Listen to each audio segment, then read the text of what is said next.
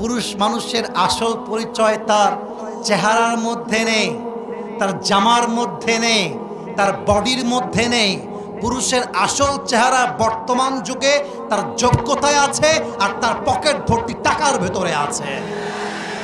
আমরা পুরুষরা হলাম টাকার মেশিন। টাকা দিবেন, আপনার বউ বলবে আই লাভ ইউ, মা বলবে এরি আমার বেটার মতো বেটাই হবে না বে। টাকা দিবেন, আপনার বোন বলবে আমার ভাইয়ের মতো ভাই হয় না রে। টাকা দিবেন, আপনার ভাই বলবে আমার ভাইয়ের মতো কোনো ভাই হয় না রে।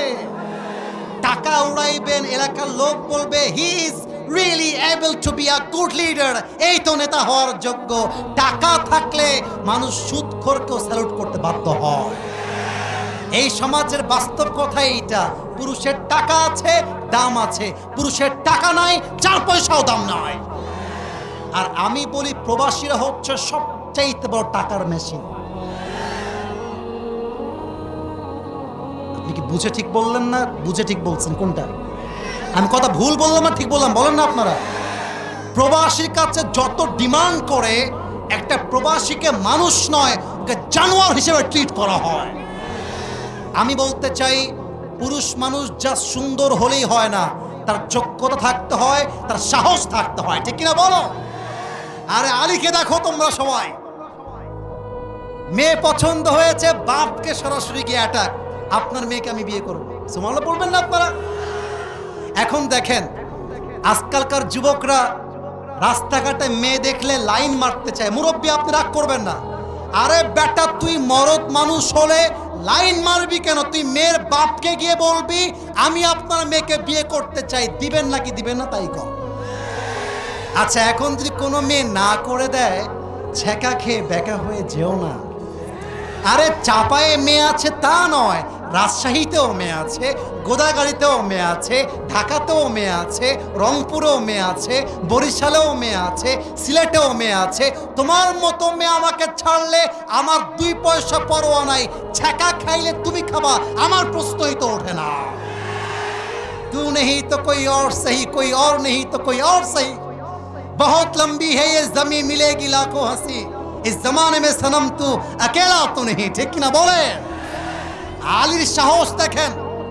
ইয়া রাসূলুল্লাহ আপনারা মেয়েকে বিয়ে করতে চাই, আপনি রাজি আছেন কিনা তাই বলেন। নবীজি বলছে আরে আমি কি বলবো, আলীর সঙ্গে ফাতেমার বিয়ে হবে, এটা তো আল্লাহর পক্ষ থেকে সিদ্ধান্ত ফাইনাল। সুবহানাল্লাহ বলেন। এবার দেখেন উহুদের যুদ্ধের পরে, বদরের যুদ্ধের পরে কাফেররা মদিনায় অ্যাটাক করলো। আচ্ছা এখানে আমার যদি ভুল না হয়, আই এম সরি, এটা একটু বিরতি দিয়ে বলতেছি, আমার মনে হয় এখানে 90 ভাগেরও বেশি আমার যুবক ভাইয়েরাই মাহফিলে এসেছে, আর 10 ভাগ আমার এই যে সম্মানিত আব্বাজান সামনে ডানে কিছু আছেন। এখন যদি রাজশাহী থেকে কথা বোঝা যায় নাকি যায় না? জোরে বলেন যায় কি যায় না? এক ছেলে এসে বলল এই চাপায়ের শিবগঞ্জে কে আছিস, আমার সঙ্গে যুদ্ধ করবি, আয় বের হয়ে আয়। আপনি গেলেন মারামারি করবেন। এখন গিয়ে দেখেন ওর হাতে একটা গান আছে, গান মানে গুলি। আপনি সামনে আগাবেন 1 ধাপ, পেছনে ফেলবেন 10 ধাপ। বলেন কথা ঠিক আছে কিনা? বলেন বলেন বলেন। অ্যাটাক করতে আসছে কাফেরের নাম হচ্ছে আমর বিন মারহাব। এই মদিনার মুসলমান কাদের সাহস আছে, আমার সামনে আয়, যুদ্ধ করে দেখা। কোন বাপের বেটা আছিস, কে তার মায়ের দুধ পান করেছিস, আমার সামনে আয়। সব সাহাবা একরাম চলে আসছে, নবীজিও আছে, কিন্তু কেউ সামনে যায় না। আলীর বয়স কম, হাদিসটা বুঝে নেন, জেনে নেন। বলছে ইয়া রাসূলুল্লাহ আমি রাজি আছি, আমাকে সুযোগ দাও। আরে তুমি বসো, তুমি তো বাচ্চা মানুষ, বসো।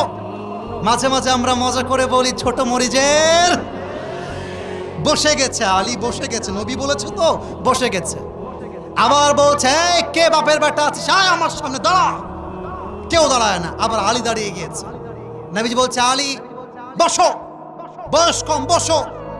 3 নাম্বার আবার কে আছিস আয়। এবারও আলী দাঁড়িয়ে গেছে, দেখেন এভাবে, ইয়া রাসূলুল্লাহ আমি রাজি আছি। 3 বার যখন হাত তুলেছে, এবার রাসূল বুঝে গেছে কেউ না পারলেও আলী কিন্তু পারবে, সাহস আছে। বলছে আলী যাও, তোমাকে আমি চান্স দিলাম, তবে নবীজি নিজে একটা তরবারি আলীর হাতে দিলেন, এর নাম হচ্ছে জুলফিকার। বলছে যাও, প্রস্তুত হয়ে যাও যুদ্ধের জন্য। এবার আমি অভিনয় করছি বোঝাবার জন্য, মাইক থেকে একটু দূরে যাব, কথা বুঝতে একটু সমস্যা হতে পারে, বাট আমার চোখে চোখ রাখেন। I think it will be very easy for you to understand the matter that I am talking about. যা বলছি আমাকে দেখেন, বুঝতে হেল্প হবে। আমর বিন মারহাবের হাইট হচ্ছে কত লম্বা? একদম বিশাল লম্বা। যদি আমি এক্সাম্পল দেই, আলী হচ্ছেন 5.9 আর আমর বিন মারহাব হচ্ছে নিয়ার বাই 7, এতটা কম বেশি। তা আমর বিন মারহাব যদি আলীকে দেখতে চায়, তাহলে আমর বিন মারহাবের চোখটাকে নিচু করতে হবে, আর আলী যদি আমর বিন মারহাবকে দেখতে চায়, মাথাটাকে, কথা বলেন, মাথাটাকে কি করতে হবে? হাদিস কিন্তু এখনো শেষ হয় না, এটা আমার শেষ হাদিস। আমি লম্বা রাত ওয়াজ করতে চাই না, টাইম ওয়েস্ট করতে চাই না। এবার আলী যখন তার সামনে আসছে, এমন করে দেখতেছে, দেখা যায়, আমার কথা বোঝা যায়? যায়। এবার আসেন সেকেন্ড পার্টটা বোঝাই। এটা আমার একটা ওয়েস্ট কোট, ব্ল্যাক কালার, দেখা যায় যুবক ভাইয়ারা? আমর বিন মারহাবের যে পোশাক, এটা হচ্ছে লোহার পোশাক। মুরব্বী যুবক, এটা কি জামার পোশাক না লোহার পোশাক? লোহার পোশাক, পুরোটা লোহা। আমার মাথায় যে টুপি পরে আছে, টুপি কি দেখা যায়? ওরে ভাই কথা বলেন, দেখা যায়? এই টুপিটাও লোহা। হাতে যেই হাতাটা আছে, এটাও লোহা। পুরো দেহটাই লোহার দ্বারা বেষ্টিত। তো এবার আমর বিন মারহাব বলছে, এই বেটা, এই বাচ্চা, তুমি কে? আলীকে বলছে। আলী বলছে, সাহস তো কম না রে, কারো বাচ্চা বলে? হ্যাঁ, তোমার নাম কি বলো? বলছে, আমার নাম হচ্ছে আনাল্লাযী সাম্মাতনি উম্মি হায়দারা। আমি হলাম সেই যুবক যাকে তার মা নাম দিয়েছে হায়দারা। হায়দারা মানে হচ্ছে যে বারবার অ্যাটাক করে, যতক্ষণ পর্যন্ত শিকার না হয়ে যায় তার অ্যাটাকটা থামবে না, তার নাম হচ্ছে হায়দারা। বলছে, ও আচ্ছা আচ্ছা, টিটকারি মারছে। ও আচ্ছা আচ্ছা, তোর আসল নাম কি তাই বল বেটা। বলছে, আমার আসল নাম হচ্ছে আলী। বলছে, ও আলী, ও তুমি কি আলী বিন আব্দুল মুত্তালিব? তোমার বাপের নাম কি আব্দুল মুত্তালিব? বলছে, না না না না, আমি হলাম আলী বিন আবি তালেব, বাপের নাম আলী বিন আবি তালেব। বলছে, ও তুমি আবু তালেবের ছেলে? আরে ভাতিজা, তুমি তো আমার ভাতিজা, তোমার বাপ তোমার ভাই লাগে। আরে যাও বাবু, আমি বাচ্চাদের সঙ্গে মারামারি করতে চাই না, যাও যাও। কথা বোঝা যায়? যায়। বলছে, আরে বাবা তুমি যাও, তোমার আমি মারবো না, আমি তো বাচ্চাদের গায়ে হাত তুলতে চাই না। ফাইন্নী লা উকাতিলু সিবিয়ান, আমি বাচ্চা মারি না, তুমি যাও বাবু যাও। এবার আলীর গায়ে রক্ত গরম হয়ে গিয়েছে, ডাক দিয়ে বলছে, এই আমর বিন মারহাব, তুই কারে বাচ্চা বলিস? একবার যুদ্ধে নাম না, তোর মাথা, তোর কল্লা বিচ্ছিন্ন করতে আমার 1 মিনিটের বেশি সময় লাগবে না। আল্লাহু আকবার। এই কথা শুনে আমর বিন মারহাবের গায়ে রক্ত উঠে গেছে। বলছে, আয় দেখি কেমন পারিস তুই, আমার কাছে আয়। মাথায় রাখবেন, মুসলমান কাউকে আগ বাড়িয়ে মারতে চায় না, কিন্তু যখন কেউ মারতে আসে জবাব দিতে হয় কেমন করে, তাও মুসলমান জানে, ঠিক কিনা বলে? দেশটা স্বাধীন হতো না যদি শহীদ আবু সাঈদ তার বুকটা পেতে জীবন না দিত। আচ্ছা, আমি একটা লজিক্যাল কথা বলতে চাই আজকে। মিডিয়ার ভাইয়েরা আছেন, আপনারা একমত হলে আমাকে একমত বলবেন, যদি আপনি দ্বিমত হন দাঁড়িয়ে যাবেন, আমার কোনো কমপ্লেন নাই। আচ্ছা, শহীদ আবু সাঈদ যখন মাঠে নেমেছিল, সে কি কাউকে গুলি করেছিল? কথা বলেন, গুলি করেছিল? কাউকে হত্যা করেছিল? সে জাস্ট চেয়েছে কোটার সংস্কার চায়, এতটুকুই তো। আপনি যখন তার বুকে গুলি করলেন, এই গুলি জাস্ট শহীদ আবু সাঈদের বুকে লাগে নাই, এই গুলি লেগেছে বাংলার লক্ষ কোটি তাওহীদি জনতার বুকের মধ্যে গুলি লেগেছে। আমরা কাউকে নামাইতে চাই নাই, আমরা কাউকে মারতেও চাই নাই, বাট যারা আমাদেরকে মারতে চায় তার বংশ আমরা নির্বিশেষে শেষ করে দিব। যুবক আর আছে কিনা বলো? আলী বলছে, আরে আমরা কাউকে মারি না, আগে তুই মারতে আয়, আগে তুই মার। এবার আমর বিন মারহাব 2 হাত দিয়ে তরবারি ধরেছে এমন করে। আচ্ছা, যুদ্ধের সময় যখন তরবারিতে আঘাত করা হয়, যুদ্ধের কৌশলটা হচ্ছে 2 পা এক করতে হয়, যাতে করে লাফটা দিলে হাতে শক্তি বেশি পাওয়া যায়। এবার আমর বিন মারহাব দুই হাতে তরবারিটা তুলে একটা লাফ দিয়েছে, একটা কোপ দিয়েছে আমর বিন মারহাব আলীর ডান কাঁধে। আলী বিন আবি তালেব সমস্ত সাহসিকতা দিয়ে নারায়ে তাকবীর আল্লাহু আকবার বলে ঢালটা এমন করে ধরেছেন যে আঘাতের জন্য পুরো দেহ বিচ্ছিন্ন হওয়ার কথা, ওই আঘাতটা আলীর দেহে এক চুল পরিমাণ স্পর্শ করতে পারে নাই। এবার আলী বলছে, এই বেটা, এবার তোর পালা, এবার তুই রেডি হ, দেখা যাক তুই কেমনে আমাকে আটকাস। আলী বিন আবি তালেব জাস্ট স্টেপ ব্যাক, পেছনে গিয়েছেন। আল্লাহর রসুলের দেওয়া জুলফিকার এমন করে শক্ত করে ধরেছেন। আরে বীর বাহাদুর তিনি আসাদুল্লাহ আল গালিব তরবারিটা ধরে মাথাটা উঁচু করে একটা লাফ দিয়ে নারায়ে তাকবীর আল্লাহু আকবার বলে একটা কোপ দিয়েছে। আমর বিন মারহাবের দেহটা টুকরো হয়ে দুই আটখান হয়ে ছিটকে পড়ে গিয়েছে। এবার আলী রাদিয়াল্লাহু তাআলা আনহু, ভাই এই সামনে পুরোটাই ঢাকা, আমি দেখাই কেমন করে। এবার আলী নিজে আমর বিন মারহাবের বুকে পা রেখেছে। মুসলমানদের ঐতিহ্য জেনে নেন, মুসলমানদের পরিচয় জেনে নেন। আর একজন মুসলমান 1000 কাফেরের সমান। বুকের মধ্যে পা দিয়ে বলছে, এই বেটা, তুই আমাকে মারবি কেমন করে? আনতা তা'বুদু হাজারান ওয়া আনা আব্দু রাব্বি মুহাম্মদ, আনতা তা'বুদু হাজারান ওয়া আনা আব্দু রাব্বি মুহাম্মদ।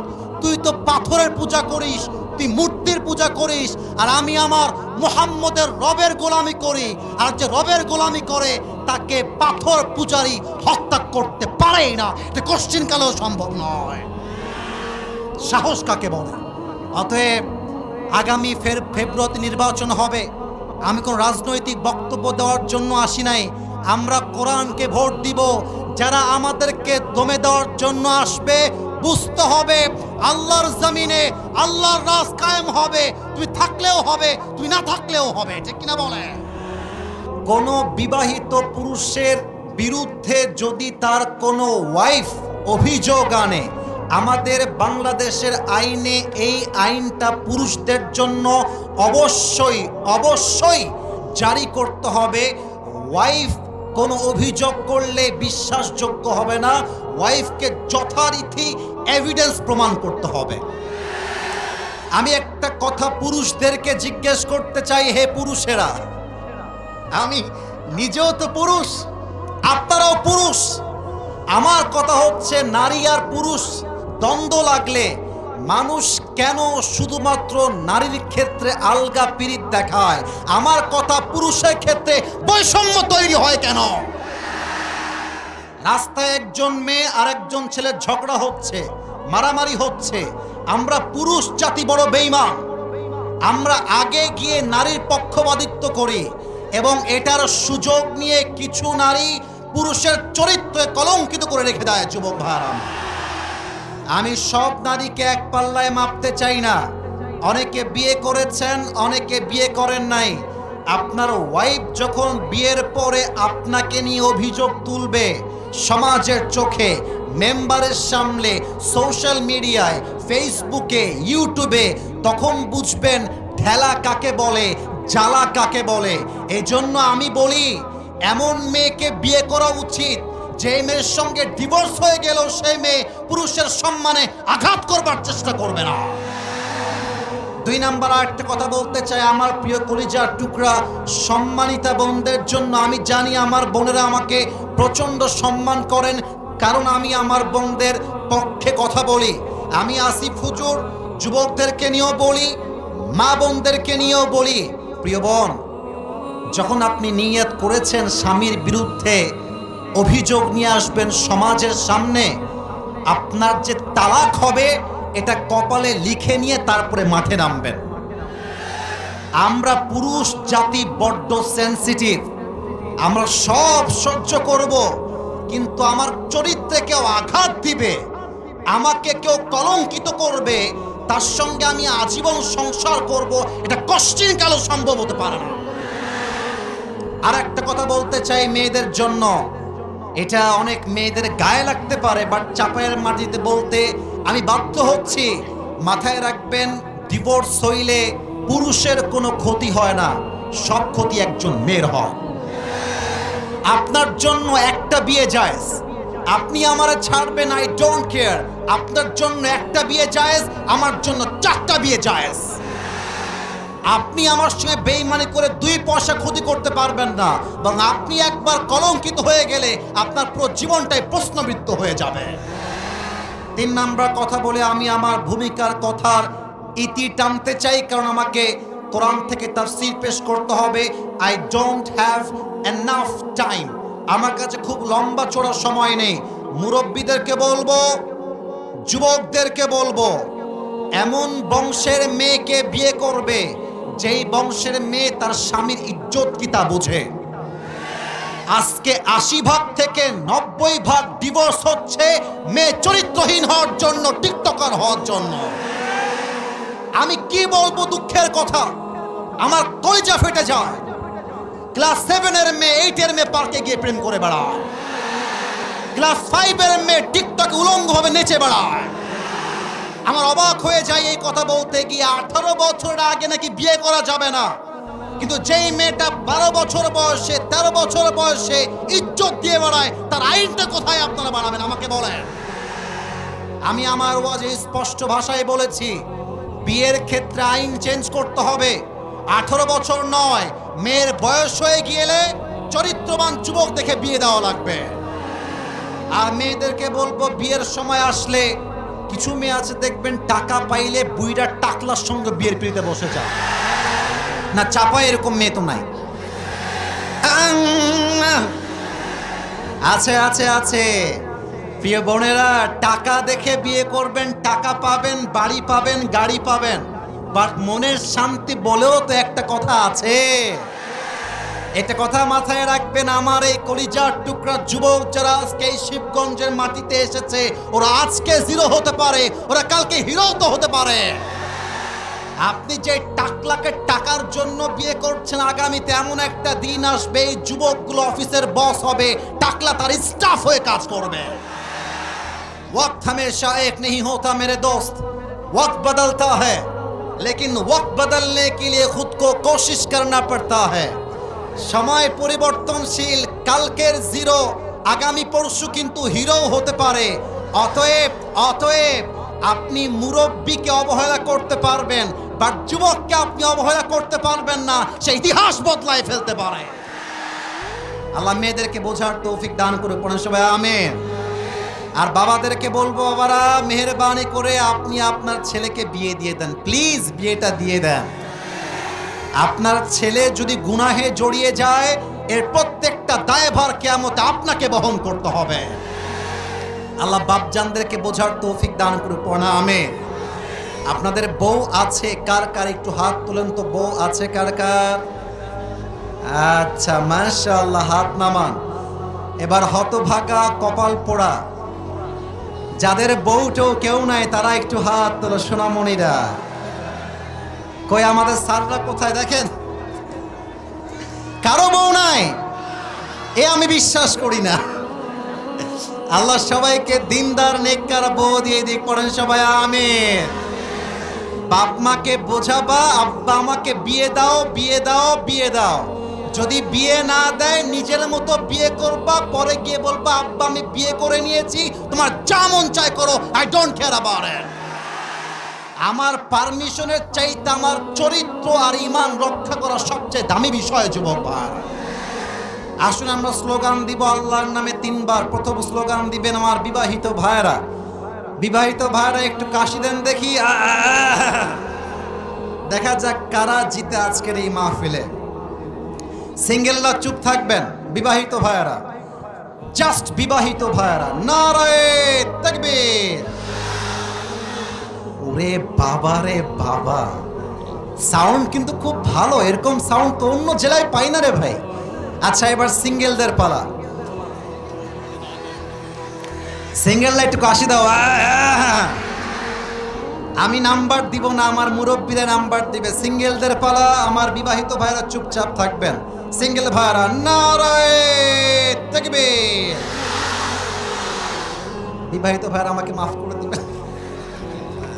আজকে আমার সিঙ্গেল ভাইরা 30 নাম্বার বেশি পেয়ে পাস করেছে, ঠিক কিনা বলেন? এবার আর কোনো ভাগাভাগি নেই, আমরা সবাই মিলে তাকবীর দিব। একটু কাশি দেন। এবার প্রমাণ করবে চাপায়ের মানুষ আসলেই কাপুরুষের সন্তান না বীর পুরুষের সন্তান। এটা ক্যামেরায় রেকর্ড হচ্ছে, কালকে পুরো দেশ ছড়িয়ে যাবে। দেখা যাক সাউন্ড কেমন হয়। নারায়ে তাকবীর। আল কোরআনের আলো, আল হাদিসের আলো, কোরআন হাদিস যেখানে, আলেম ওলামা যেখানে, চাপাইবাসী যেখানে, আল্লাহ যেন কবুল করে। পড়েন সবাই আমিন। প্রিয় ভাইয়েরা আমার, আমি অল্প সময় কোরআন থেকে আলোচনা করতে চাই, তবে কেউ যদি আলোচনার মাঝে উঠে যায় নিজ দায়িত্বে লুঙ্গিটা টান দিয়ে ধরে বসায় দেওয়া লাগবে, তবে লুঙ্গি যেন খুলে না যায়। আপনারা সবাই থাকবেন না যাবেন? আমাকে সময় দেওয়া যাবে নাকি যাবে না? আমি আল্লাহর কোরআন থেকে আলোচনা শুরু করতে চাই, তবে আগেই একটা কথা ডিক্লেয়ার দিতে চাই। আগামীতে নির্বাচন হবে, আমাদের প্রথম দাবি আমরা আগামীর দেশে কোনো নারীকে ক্ষমতার চেয়ারে আর দেখতে চাই না। সেকেন্ড কথা, আমরা শুধুমাত্র পুরুষকেই দেখতে চাই। It's exactly not like that. আমরা এমন একজন পুরুষকে দেখতে চাই যেই পুরুষ আমাদের দেশের প্রধানমন্ত্রী হবে, তার যোগ্যতা এতটা হাইলি কোয়ালিফাইড হবে। আমার দেশের প্রধানমন্ত্রী চাইলে জাতীয় সংসদে দাঁড়িয়ে দেশের মানুষের পক্ষে যেমন বক্তব্য দিবে, আমার দেশের প্রধানমন্ত্রী চাইলে জাতীয় মসজিদ বাইতুল মুকাররমে দাঁড়িয়ে জুমার খুতবা দেওয়ার যোগ্যতাও রাখবে। এমন নেতা আমরা আগামীর বাংলাদেশে চাই কি চাই না? অনেকে চেষ্টা করছেন কোরআনকে দমিয়ে দেওয়ার জন্য, অনেকে চেষ্টা করছেন আলেমদেরকে কলঙ্কিত করবার জন্য, কিন্তু মাথায় রাখবেন ইসলামের বিজয়কে আল্লাহ সুনিশ্চিত করেছেন। আপনি থাকলেও বিজয় হবে, না থাকলেও বিজয় হবে।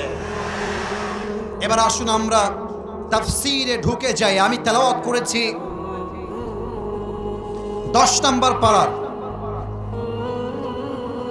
একটি সূরা আছে, সূরাটার নাম হচ্ছে সূরাতুত তাওবা। বলেন সবাই সূরাটার নাম কি? একটা সূরা যে সূরার শুরুতে বিসমিল্লাহ নাই, এই সূরাটার নাম কি বলেন তো সবাই? এই আওয়াজ কমে যায় কেন? চাপায়ের ভাড়া আমার মান সম্মান নষ্ট করবেন না, এটা চাপায়ের মাটি। সূরাটার নাম কি? তাওবা। আমি সূরাতুত তাওবার 100 নম্বর আয়াত তেলাওয়াত করেছি। আমি আমার আলোচনার গভীরে যাওয়ার চেষ্টা করছি, কেউ আমার মনোযোগকে ডান বাম করবেন না। আল্লাহ তাআলা বলছেন, والسابقون الأولون من المهاجرين والأنصار। মুহাজির এবং আনসারদের মধ্যে প্রথম ঈমান আনয়নকারী যারা প্রথম ঈমান এনেছে। মুহাজির কারা? যারা মক্কার থেকে হিজরত করেছে। আনসার কারা? যারা এদেরকে সাহায্য করেছে। সুবহানাল্লাহ পড়বেন না আপনারা সবাই?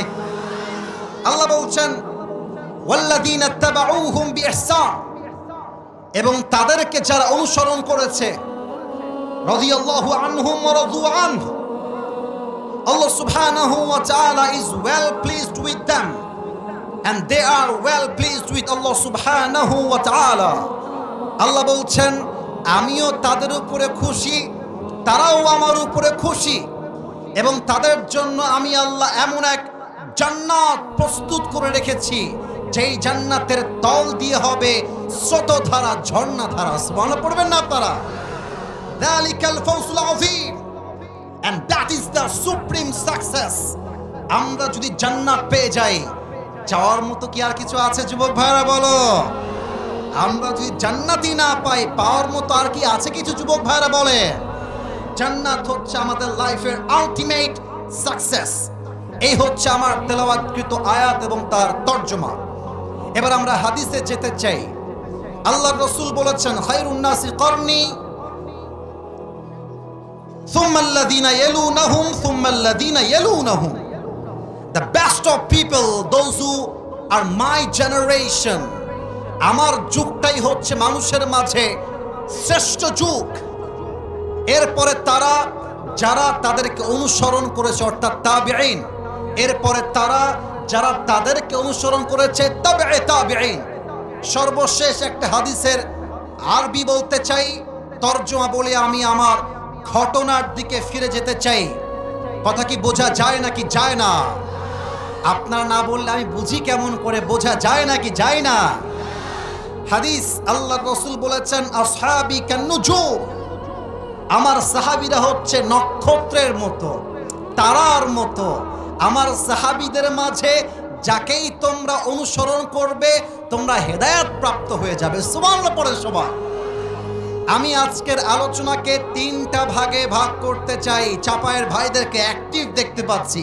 আরে এরা আমার সামনে বসে আছে, বিড়ালের বাচ্চা নয়, সব বাঘের বাচ্চাগুলো আমার সামনে বসে আছে। দেখা যাক এরা আমাকে শেষ পর্যন্ত কতটুকু রেসপন্স করতে পারে। বলেন, আজকের শিবগঞ্জের এই ফুটবল মাঠে আলোচনার বিষয়কে আমরা 3 সেক্টরে শুনতে যাই, 3টা ভাগে শুনতে চাই। এবার বলেন কয়টা? একটু আস্তে হলো যে, বলেন সবাই কয়টা? আমাদের আলোচনার মূল বিষয়বস্তু হচ্ছে সাহাবাদের জীবন ও আদর্শ। এটাকে আমরা 3টা ভাগ করতে চাই। 1 নাম্বার, সাহাবীরা নবীজিকে কেমন করে ভালোবাসতেন, 1 নাম্বার। 2 নাম্বার, সাহাবীদের ব্রেভনেস তথা পাওয়ার, স্ট্রংনেস, সাহসিকতা কত বেশি ছিল আমরা সেকেন্ডলি জানবো। And final one, third one, শেষে আমরা জানবো সাহাবীদের ঈমান কতটা তরতাজা ছিল। এই চাপায়ের ভাইরা আমার দিকে তাকান তো সবাই। এইটা আমার মুখে কি কথা না বললে ওয়াজটি করা যায়? এটার নাম কি? আচ্ছা, আমি যদি কোরআন হাদিসের বাহিরে যাই আপনি আমাকে কাউন্টার দিবেন, not a big deal. But আমি যদি হক কথা বলি, আপনার সঙ্গে যাক কিংবা না যাক আপনাকে একমত হতেই হবে, ঠিক কিনা বলে? এবার আরেকবার প্রশ্ন করছি, এটা আমার মুখে কি? এবার উত্তর দেন তো। দাড়িতে আমাকে এই যে সোনামণি, নতুন নতুন নতুন, বসো, ধরো ধরো ধরো, এই তোর বিয়ে হবে না, বসো। এই যে লাল বাবু, বসো। এই যে আমার এই দাড়ি রেখে আমাকে অসুন্দর লাগছে না সুন্দর লাগছে? না, আওয়াজ পাই না। আর একবার দেখেন, অসুন্দর না সুন্দর? আর স্মার্ট না স্মার্ট? অনেক মেয়ে আছে দাড়ি দেখলে বলে খ্যাত। তাদের জন্য বলবো, যাদের নবীর সুন্নতে দাড়ি রাখার পরে, নবীর ভালোবাসায় দাড়ি রাখার পরে যদি কোনো মেয়ে বলে আপনাকে দাড়ির জন্য খ্যাত লাগছে, তাকে সোজা ভাষায় বলে দিবা, আপনার মতো রুচির মেয়ের জন্য আমার মতো বীর পুরুষ পারফেক্ট নয়। আপনার জন্য বিটিএস এর হিজড়া ছাড়া সেকেন্ড কোন অপশন আমার কাছে না। আরে দাড়ি রেখেছি নবীর ভালোবাসায়, যে আমাকে দাড়ির জন্য বিয়ে করতে চায়, ওয়েলকাম ইন মাই লাইফ। আর যে আমাকে দাড়ির জন্য বিয়ে করতে চায় না, ও তোমার বউ হওয়ারই যোগ্যতা রাখে না। আচ্ছা, এবার একটা হাদিস শেয়ার করতে চাই। আল্লাহর রসুলের ভালোবাসা কাকে বলে? মুতার যুদ্ধে আল্লাহর রসুল, এই যে left side, no, don't shout, don't make any noise, এটা করা যাবে না। আমি আমার পুরো জীবনের সমস্ত শক্তিকে উজাড় করে কথা বলছি। যে সাউন্ড করবে, নয়েজ করবে, সে স্পষ্ট বিরুদ্ধাচারণ করবে। আর এখানে প্রত্যেকটা যুবক মুরব্বী চাতক পাখির মতো বসে আছে। এই মনোযোগ নষ্ট করলে চুল পরিমাণ ছাড় দিয়ে কথা বলতে পারবো না আমি। আমার হাদিস আপনাকে শুনতে হবে। আজকে নিয়ত চেঞ্জ হয়ে গিয়েছে, ফেমাস বক্তা আসবে। What is this? যে ফেসবুকে ফেমাস, যে টিকটকে ফেমাস, সেই নাকি ভালো আলেম। আরে বেটা, ভিউজ দিয়ে যদি যোগ্যতা প্রমাণ হয়, তাহলে হিরো আলমের মতো সফল আর কেউ হতে পারবে না। ঈমান লাগবে, আমল লাগবে, ইখলাস লাগবে, চরিত্র লাগবে। আপনারা আমাকে নিয়ে ঠিক করতে দেন।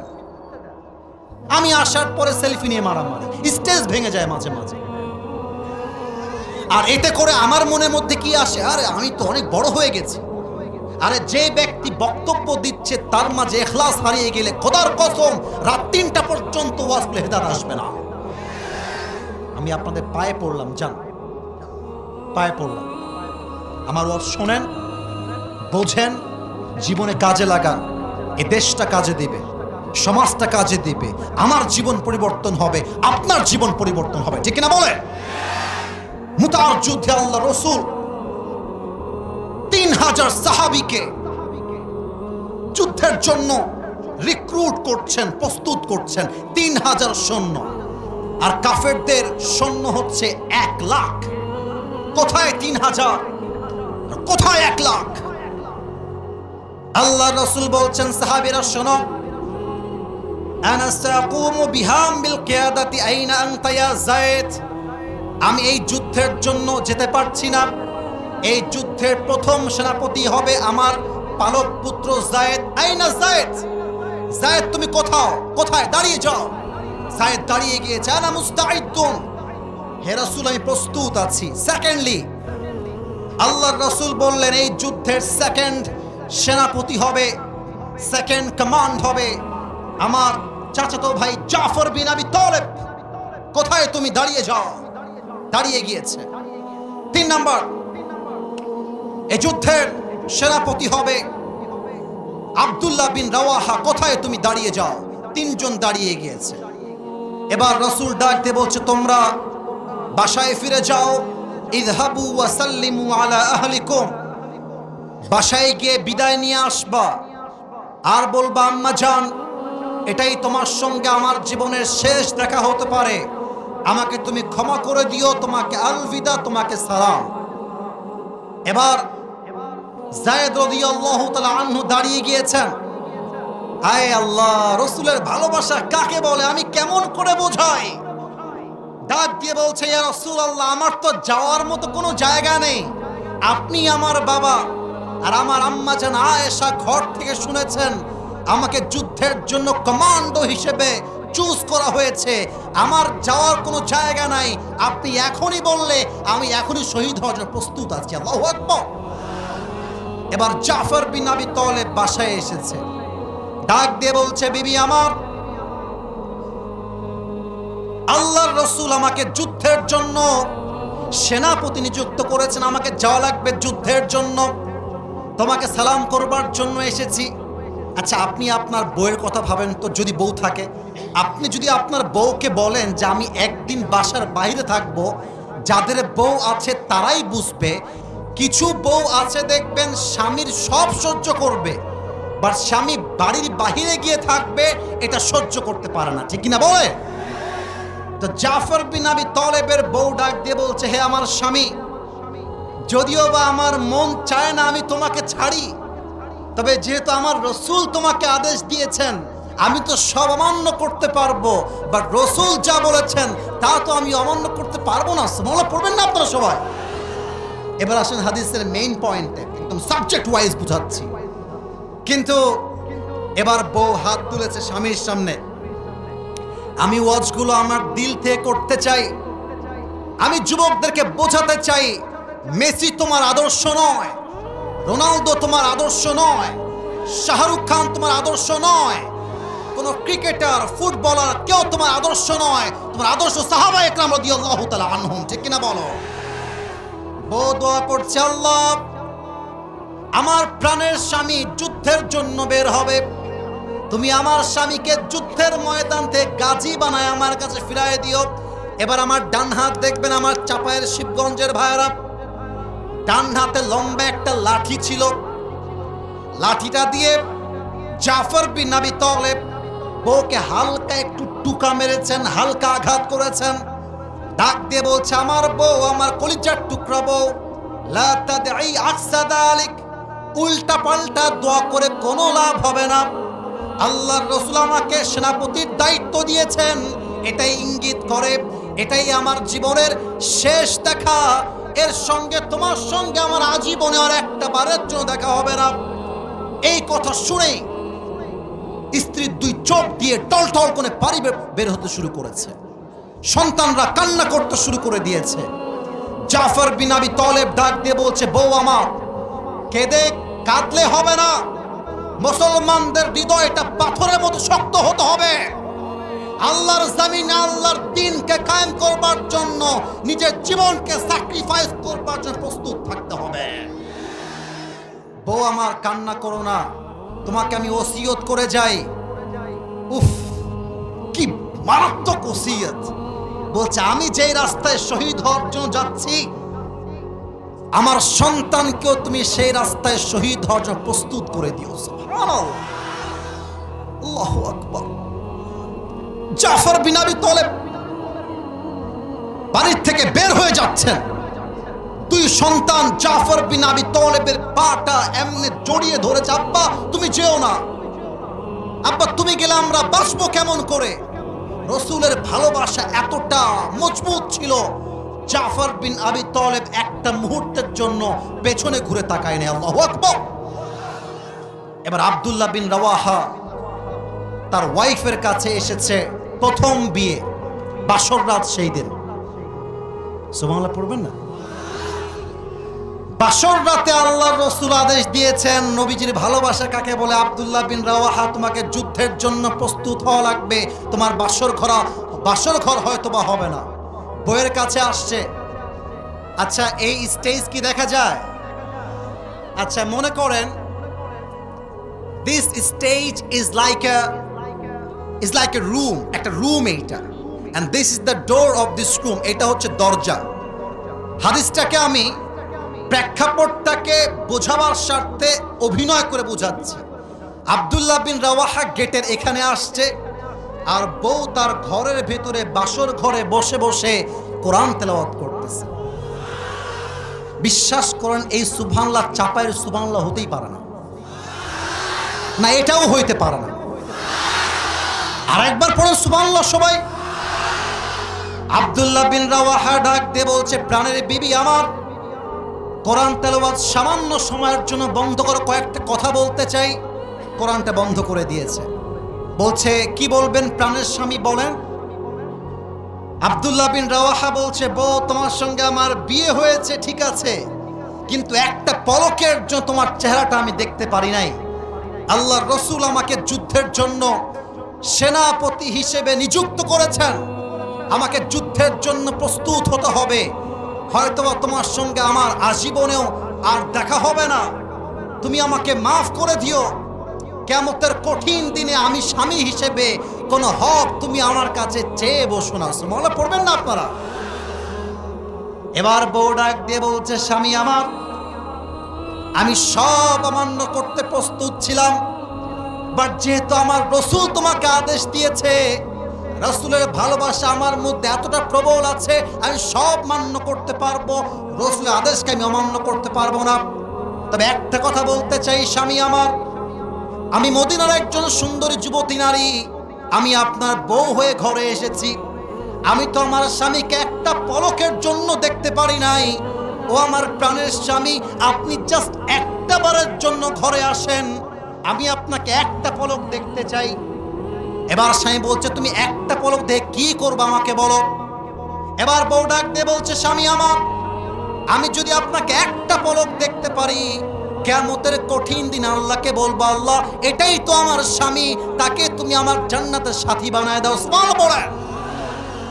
আব্দুল্লাহ বিন রাওয়াহা ডাক দিয়ে বলছে, ও আচ্ছা এই কথা, তুমি কিয়ামতের দিন আমাকে খুঁজে বের করতে চাও? ও আমার বউ শুনে রাখো, আমি যে আল্লাহর জন্য, যেই দ্বীনের জন্য আমার বুকের তাজা রক্ত দিয়ে শহীদ হওয়ার জন্য যাচ্ছি, সেই আল্লাহ তাআলা কিয়ামতের দিনে তোমাকে আমাকে স্বামী হিসেবে পরিচয় করে দিবে। সুবহানাল্লাহ বলেন। যুদ্ধের জন্য তারা বের হয়ে গেল। আপনারা বলবেন, হুজুর আপনি এত ঘটনা থাকতে হাদিসের ঘটনা থেকে যুদ্ধের ঘটনাই কেন বলছেন? আমি বলছি এই জন্য, আমাদের দেশটা সেকেন্ড টাইম স্বাধীন হয়েছে কবিতা দিয়ে নয়, ভিডিও দিয়ে নয়, কন্টেন্ট দিয়ে নয়, বুকের তাজা রক্তটা যুদ্ধের মাধ্যমে এ দেশটা স্বাধীন হয়েছে। এখন অনেকে বলে ছাত্ররা নাকি কিছুই করে নাই, ওদের কোনো ক্রেডিট নাই। আরে এই ধামাল যুবকরা রাস্তায় নেমে রক্ত দিয়েছে বলেই আজকে আমি আসিফ হুজুর স্বাধীনভাবে কথা বলতে পারছি। আপনারা আমার কথায় রাগ করবেন, তবু আমি বলতে বাধ্য হচ্ছি। এটা যদি 5 আগস্টের পূর্বে হতে পারতো এমন যে আমি বক্তব্য দিচ্ছি, এর মাঝে কোনো কুলাঙ্গার এসে আমার মাইকটা এমনি কেড়ে, তো আজকে আসেন, আজকে আসেন না। আপনি যদি আজকে তাফসীর মাহফিলে বাধা দেন দলের নাম করে, বাপের নাম করে, আপনার পিঠের চামড়া একটাও থাকবে না। দেশটা এমনি স্বাধীন হয় নাই, যুদ্ধের মাধ্যমে স্বাধীন হয়েছে। যুদ্ধ শুরু হয়ে গেল। যায়েদ রাদিয়াল্লাহু তাআলা আনহু কয়েকশো কাফেরকে আঘাত করে, কয়েকজনকে হত্যা করে তিনিও শহীদ হয়ে গেলেন। এবার সময় আসছে জাফর বিন আবি তালেবের। এটা আমার বাম হাত না ডান হাত, এদিকে দেখান সবাই। এটা আমার ডান হাত। এটা আমার কি হাত? ড্রোনের মতো উড়বে। তোমরা গ্রামের চাচাতো ভাইয়ের মতো অভিনয় করতে যেও না। আমরা চাপায়ের সন্তান, we are the smart people. আরে ড্রোন কেন? কোটি টাকার ক্যামেরা থাকলেও আমার দেখার টাইম নেই, চাপায়ের ছেলে। ওকে ওর মতো উঠতে দাও, তুমি আমার দিকে তাকাও। এটা আমার বাম হাত না ডান হাত? তাহলে এবার যুদ্ধটাকে অভিনয় করে বোঝাতে চাই হাদিসের ভাষায়। জাফর বিন আবি তালেব জীবন দিয়ে যুদ্ধ করছেন। যুদ্ধ করতে করতে হঠাৎ করে তরবারিটা জমিনে পড়ে গিয়েছে। আমার দুই হাত দেখা যায় নাকি যায় না? একটু জোরে বললে ওয়াজটা ভালো হবে। দেখা যায় কি যায় না? এবার জাফর বিন আবি তালেব ডান হাতটা দিয়ে তরবারি তুলতে যাবেন, ডান পাশ থেকে একটা কাফের একটা কোপ দিয়েছে। একটা কোপে কবজিটা কেটে জমিনে পড়ে গিয়েছে। এবার বাম হাত দিয়ে তুলতে গেছে, বাম হাতে কোপ দিয়েছে, বাম হাতটা কেটে জমিনে পড়ে গিয়েছে। এবার জাফর বিন আবি তালেব, ঈমান কাকে বলে? Not a big deal, not a big deal. আপনি অন করে দেন, সমস্যা নেই। এবার জাফর বিন আবি তালেব দুই হাত কেটে গিয়েছে। এই দুই হাতের কাটা অংশ দিয়ে ইসলামের পতাকাকে এমন করে বুকের সঙ্গে আঁকড়ে ধরেছেন। সুবহানাল্লাহ বলবেন না আপনারা? আর ডাক দিয়ে বলছে, হে সাহাবা একরাম, তোমরা সাক্ষী থেকো, আমার দেহে এক ফোঁটা রক্ত থাকা অবস্থায় ইসলামের পতাকা আমি উঁচু করে ধরে রেখেছি, জমিনে পড়তে দেই না। আল্লাহু আকবার। এবার আব্দুল্লাহ বিন রাওয়াহা এবং আবু উবাইদা রাদিয়াল্লাহু তাআলা আনহু দৌড় দিয়ে আসলেন। ইসলামের পতাকাকে উঁচু করতে হবে আকাশের দিকে। এসেই দেখছেন ইসলামের পতাকা উঁচু করতে হবে না, আগের থেকে ইসলামটা বিজয় হয়ে তার পতাকা আকাশের দিকে পথ করে উঠছে। আব্দুল্লাহ বিন রাওয়াহা বলছে, হাউ কাম ইট পসিবল? কে ইসলামের পতাকাকে উড্ডীন করলো? কে উড়াই দিল বিজয়ের পতাকা? কে সেই সাহাবী? কাছে গিয়ে দেখছে অবাক করা বিষয়। আচ্ছা প্রিয় ভাইরা, আমার হাতে এখানে যে কোরআনটা রাখা আছে, দেখা যায় নাকি যায় না? আচ্ছা এই বোতলটা দেখা যায় নাকি যায় না? আমি কেন বলছি? Let me give you a real example. এটা হচ্ছে জাফর বিন আবি তালেবের পা। জাস্ট অ্যান এক্সাম্পল, উদাহরণ দিচ্ছি। এটা জাফর বিন আবি তালেবের কি? এই পা দুইটা কেটে এই দিকে পড়ে আছে। এবার আসেন, এইটা জাফর বিন আবি তালেবের বুক, এইটা বিচ্ছিন্ন হয়ে বাম দিকে পড়ে আছে। এটা হচ্ছে জাফর বিন আবি তালেবের মাথা, এই মাথাটা বিচ্ছিন্ন হয়ে আরেক দিকে পড়ে আছে। আর জাফর বিন আবি তালেব ঈমানের জোর কত বেশি, মাথা বিচ্ছিন্ন হয়ে গিয়েছে, দাঁত দিয়ে ইসলামের পতাকার লাঠিকে আঁকড়ে ধরে ইসলামের পতাকায় বিজয় করে উড্ডীন করে রেখে দিয়েছে। আল্লাহু আকবার। আব্দুল্লাহ বিন রাওয়াহা এসে পা এক জায়গায় করলেন, মাথা এক জায়গায় করলেন, বুক এক জায়গায় করলেন। এবার তাকে জড়িয়ে ধরে তার কপালে চুমু খেলেন, তাকে দাফন করলেন।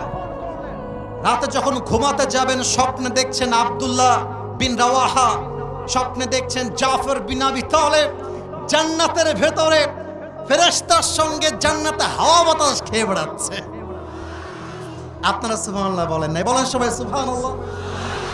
ওদিকে আওয়াজ পায় না, এবার বলেন সবাই সুবহানাল্লাহ। আব্দুল্লাহ বিন রাওয়াহা ডাক দিয়ে বলছে, আরে জাফর বিন আবি তালেব, বলো তো তোমার সঙ্গে আল্লাহ কি ব্যবহার করেছেন? তুমি জান্নাতে যাওয়ার পর আল্লাহর কাছে কি পেয়েছো? তুমি কি চেয়েছো? জাফর বিন আবি তালেব ডাক দিয়ে বলছে, আব্দুল্লাহ বিন রাওয়াহা, আমি যখন শহীদ হয়ে আল্লাহর কাছে আসলাম, আল্লাহ ডাক দিয়ে বলছে, হে জাফর বিন আবি তালেব, আমি আল্লাহ তোমার উপর খুশি হয়ে গেছি, তুমি আমার কাছে কি চাও তুমি আমাকে বলো। জাফর বিন আবি তালেব ডাক দিয়ে বলছে, আল্লাহ কিছুই চাই না, জাস্ট একটা জিনিস চাই, তুমি আমাকে আবার জীবন দাও, আমি দুনিয়া আবার যেতে চাই, আল্লাহর রসুলের ভালোবাসায়, তোমার ভালোবাসায় তাজা রক্ত ঢেলে দিয়ে আবার শহীদ হয়ে তোমার কাছে ফিরে আসতে চাই। ঈমান কাকে বলে? ভালোবাসা কাকে বলে? আপনার সবাই মিজানুর রহমান আজহারী হুজুরের নাম শুনেছেন না? মনে পড়ে গেল, বললে কি রাগটা করবেন নাকি আপনারা? আপনারা আসতে বললেন যে না, জোরে বলেন ইয়েস নাকি না? হ্যাঁ, রাগ করা যাবে না প্রিয় ভাইয়েরা। আমি কোনো দলের পক্ষপাতিত্ব করতে এই মাহফিলে অ্যাটেন্ড করি নাই। আজহারী সাহেবকে বলা হয়েছিল জামাতের প্রোডাক্ট, রাজাকার। এই সেম অপবাদ দেওয়া হয়েছিল আল্লামা সাঈদী হুজুরকে। আর উনি কোরআনটা হাতে নিয়ে বলেছিলেন, 1971 সালে রাজাকারের কোনো মাটি আমি সাঈদীর গায়ে লাগে নাই। আমাকে রাজাকার বলে কেউ যদি তা প্রমাণ করতে না পারে, এটা স্পষ্ট প্রমাণ হবে সে বৃত্তি পরিচয়হীন অবৈধ সন্তান, সে জারদ সন্তান। আপনারা আমার কথা মাইন্ড করলেও কি না করলেও কি, তিনি নবীর ভালোবাসায় একটা কথা বাঘের বাচ্চার মতো বলেছিলেন। উনি বলেছিলেন, তোমার দলের চাকা আজকে উপরে আছে বলে যারা আলেমদেরকে ধরছো, জুলুম করছো, জেলখানায় ঢুকাচ্ছ, সময় আসবে এমন ইন্দুরের কটপাওয়ানা পালাবার জন্য তোমরা সবাই। সাঈদী হুজুর বলতেন, তোমাদেরকে আমরা যখন নবীর ভালোবাসার কথা বলি, আল্লাহর জমিনে আল্লাহর দ্বীনকে কায়েম করবার কথা বলি, তোমরা আমাদেরকে গালি দাও মৌলবাদী বলে। এত আস্তে ঠিক বললেন কেন আপনারা? বলেন সবাই ঠিক আছে কিনা? আরে মৌলবাদী বললে আমরা তো নারাজ হই না, আমরা তো খুশি হয়ে যাই। আরে কেন? বলে মৌলবাদী আসছে মূল থেকে। মূল মানে কোরআন, মূল মানে হাদিস, মূল মানে আল্লাহ তাআলা, মূল মানে হিজ লাস্ট মেসেঞ্জার মুহাম্মদ সাল্লাল্লাহু আলাইহি ওয়াসাল্লাম। আরে আমরা হলাম মূলবাদী। এবার বলেন তো, গাছের আগায় শক্তি বেশি না গোড়ায়? আরে জোরে কোন, আগায় না গোড়ায়? আমরা হলাম গোড়াবাদী, তোমরা আগাবাদী। বাড়াবাড়ি বেশি করতে যেও না। গাছের ডালে বসে আছো, চুপচাপ বসে থাকো। বেশি বাড়াবাড়ি করলে 16 কোটি মানুষ মিলে গাছের গোড়ায় একটা ঝাঁকুনি মারবে। মামুর বাড়ি দিল্লি গিয়ে পড়বা, তা দিল্লি গিয়েই পড়েছে। অতএব নবীর ভালোবাসা কথা বলবো, আরে আমরা তো স্পষ্ট ভাষায় বলবো, আগামীতে আবার যদি কেউ নবীকে গালি দেয়, অসম্মান করে, আমরা শাপলা চত্বরে বুকের তাজা রক্ত দেওয়ার জন্য প্রস্তুত থাকবো। দুটো হাত তুলে বলা যেতে না।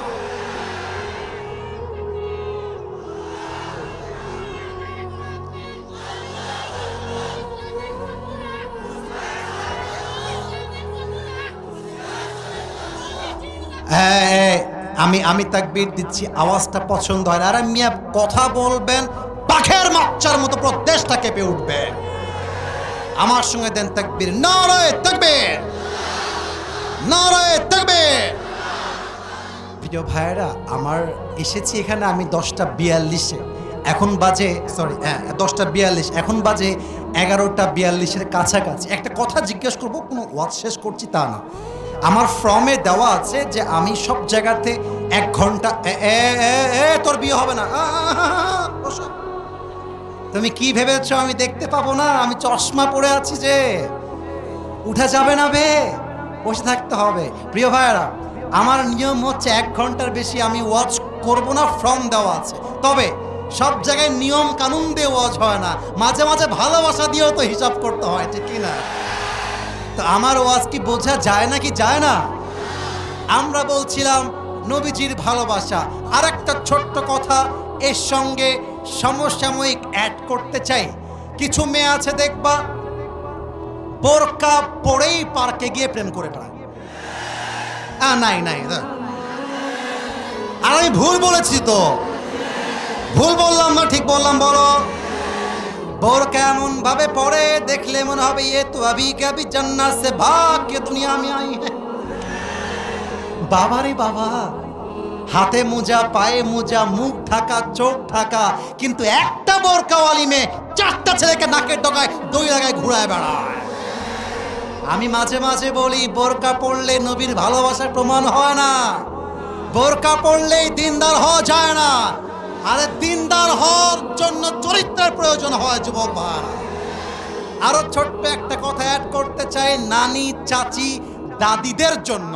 তারা জিকিরও করে, নামাজও পড়ে, হিজাবও পড়ে, নবীর ভালোবাসার কথা শুনতে তারা রাজিও আছে, কিন্তু তারা আবার স্টার জলসা দেখে, হিন্দি সিনেমা দেখে, নাটক দেখে, গান দেখে, বিভিন্ন ওয়েব সিরিজ দেখে বেড়ায় যুবক ভাইরা। অতএব শুধুমাত্র নবীরে ভালোবাসি, নবীকে ভালোবাসি, ওই জিলাপি খাওয়া ভালোবাসা হলে চলবে না। আর নবীর জন্য তাজা রক্ত দেওয়ার জন্য প্রস্তুত থাকতে হবে। 1 নাম্বার, বলেন তো সাহাবীদের হৃদয়ে নবীর জন্য ভালোবাসা কম ছিল না বেশি ছিল? 2 নাম্বার সাবজেক্ট ছিল বাহাদুরি এবং সাহসিকতা। আপনাদেরকে পরীক্ষা করতে চাই আমি। পরীক্ষা হবে, হাত তুলতে হবে না, হাত নিচে রাখেন। পরীক্ষা। বেঁধে গেলে জরিমানা নাই, বেঁধে গেলেও ভালোবাসা, উত্তর দিলেও ভালোবাসা। আর এসেছি ভালোবাসা দেওয়ার জন্য আর ভালোবাসা নেওয়ার জন্য, ঠিক কিনা বলে?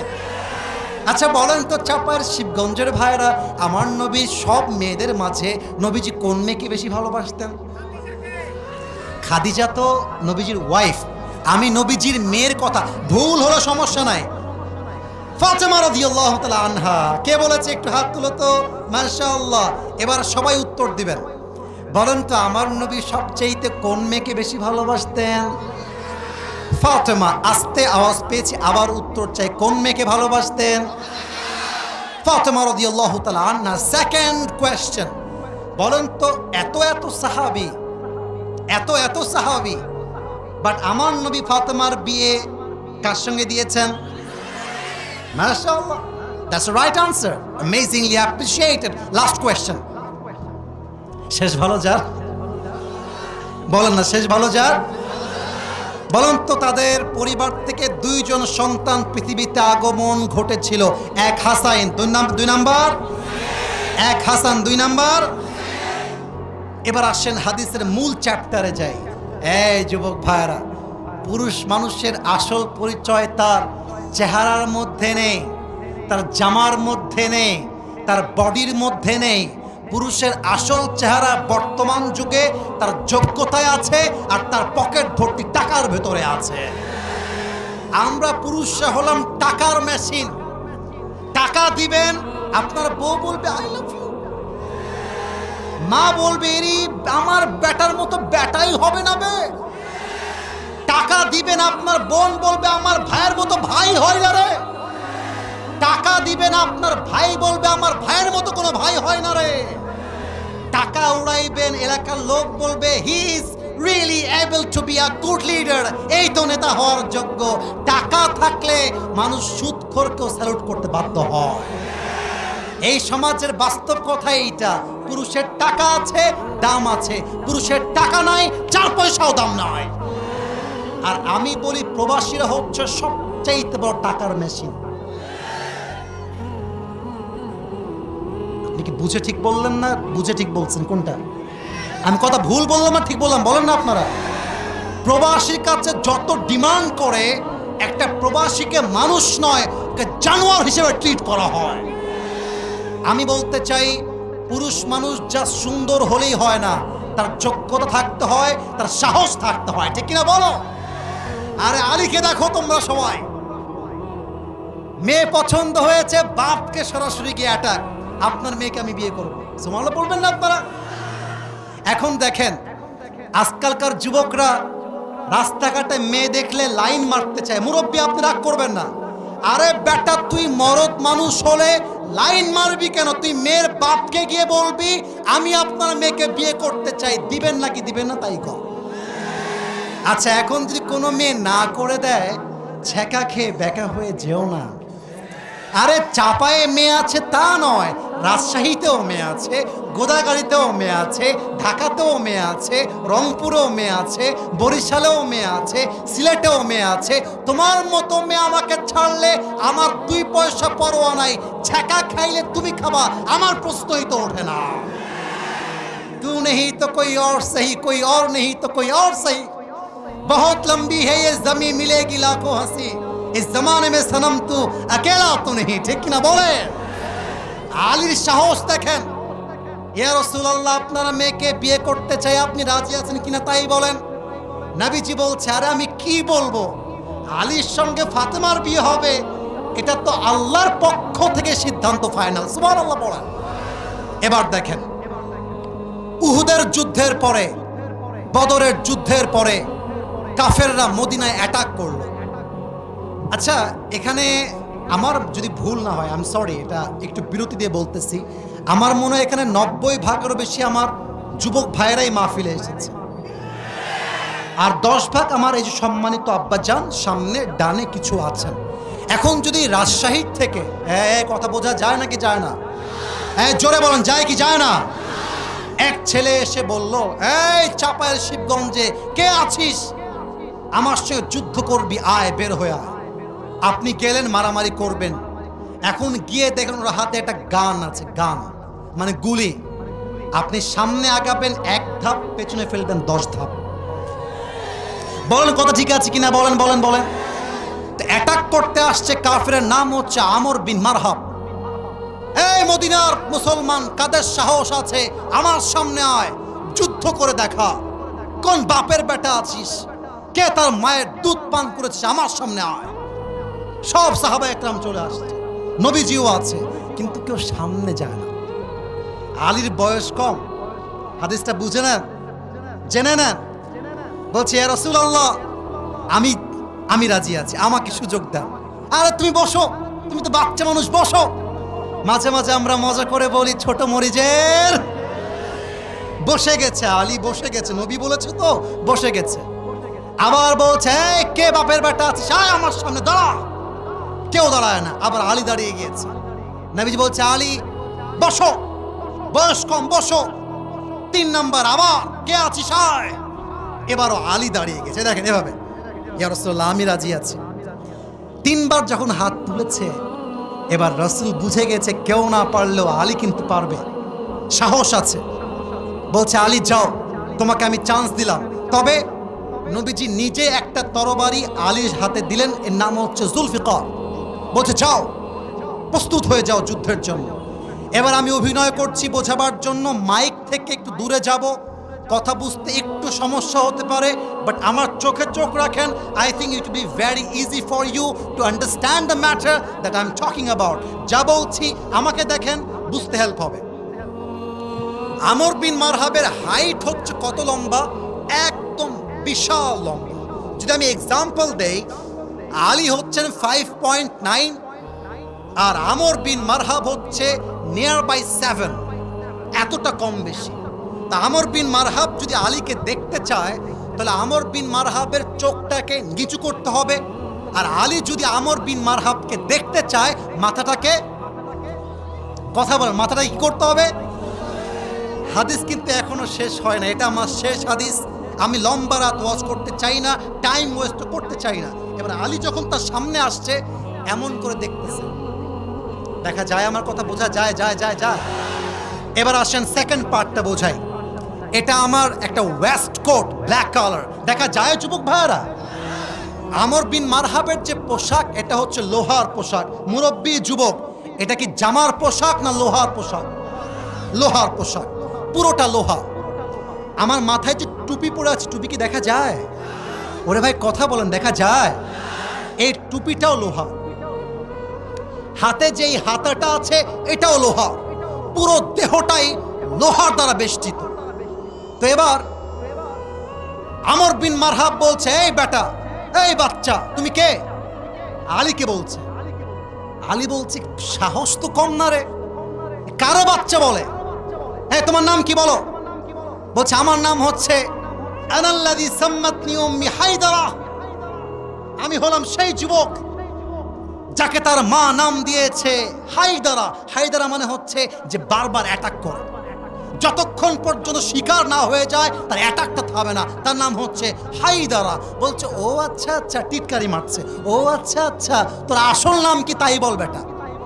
বলছে আমার আসল নাম হচ্ছে আলী। বলছে ও আলী, ও তুমি কি আলী বিন আব্দুল মুত্তলিব, তোমার বাপের নাম কি আব্দুল মুত্তলিব? বলছে না না না না, আমি হলাম আলী বিন আবি তালেব, বাপের নাম আলী বিন আবি তালেব। বলছে ও তুমি আবু তালেবের ছেলে? আরে ভাতিজা, তুমি তো আমার ভাতিজা, তোমার বাপ তোমার ভাই লাগে। আরে যাও বাবু, আমি বাচ্চাদের সঙ্গে মারামারি করতে চাই না, যাও যাও। কথা বোঝা যায় যায় যায় যায়।